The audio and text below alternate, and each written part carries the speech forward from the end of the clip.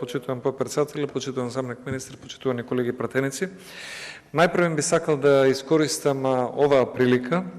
денес да реагирам јавно за игнорирањето од страна на председателот Талат Џафери. Тука исто не бе исклучил одговорности на подпредседателот Мисовски,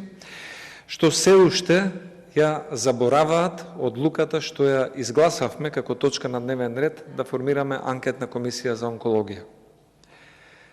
Мнозинството пратеници, вклучително и тие од СДСМ, гласаа дека треба да се формира една ваква анкетна комисија, бидејќи не се работи само за профит, туку за едно морбидно, би рекол, мафијашко здружување, но гледаме дека неколку дена потоа, тоа што го добиваме е само еден демант упатен од председателот на Собранието до еден дневен весник, каде што демантира дека тој не ја заборавил комисијата за онкологија, анкетната комисија, туку само се преведувале материјалите и дека наскоро тоа ќе биде. Сметам дека ваквото однесување кон граѓаните, каде што главните нивни приоритети, проблеми и загриженост, паѓање на довербата во здравството на најниско можно ниво, а во исто време занимавање со даноци и дополнителни давачки со кои што се оптеваруваат граѓаните, е непристојно кон граѓаните од страна на оваа влада и од страна на пратениците на владачкото мнозинство кои што молчат, декларативно гласаат дека се за анкетна комисија која што би утврдила политичка одговорност за ваквиот морбиден профит на онкологија, а од друга страна се пасивни и не даваат никаков придонес за овој случај да се расчисти. По однос на актуелната точка на дневен ред за измените на законот за данок на добивка. Колегата Стојановски се осврна на она што го засега спортот и се согласувам дека ова ќе има и негативни општествени импликации. Наместо да имаме поголема стимулација да се инвестира во спортот, ќе опадне и таа мотивација која што е досега постоела на штета на и онака слабите инвестиции на оваа власт во спортот како потребна и корисна општествена дејност за целата држава. Тоа што сакам јас да го истакнам е она друга битна промена која што се предлага со измените на овој закон за данокот на добивка, а тоа е зголемувањето на даночната база со укинување на ослободувањето од плаќање на данок на вкупен приход за фирмите кои оствариле приход до 3 милиони денари.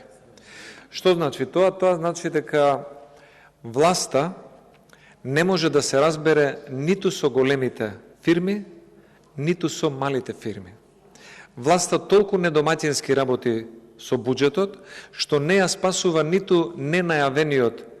и несигурен данок на профит, кој што го наметна на големите фирми, не е доволен тој данок за да ги покрие дупките кои што ги создаваат Артан Груби, Ковачевски, Фатмир Бесими и Оливер Спасовски, па сега воведуваат данок со кој што ќе опфатат и микрофирми со по 1, 2, 3 или 5 вработени,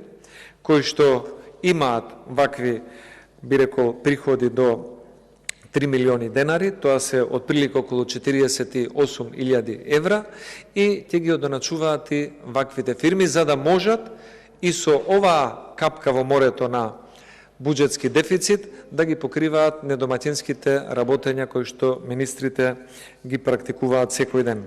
Затоа сметам дека ваквото условно кажано полнење на буџетот, кое што ќе ги опфати овие микрофирми со укинување на членот 30, извинете, не со укинување на членот 30, туку со се остварува преку бришење на членовите 32 од постојниот закон, исто така и измена членовите 33, 35 и 36, со цел да се усогласат со избришаниот член 32, се таргетираат фирми кои што имаат 2, 3 или 5 вработени, кои што работат и со производи од пониска вредност и остваруваат помал приход во своето работење. Наместо да се зафати владата со сузбивањето на сивата економија,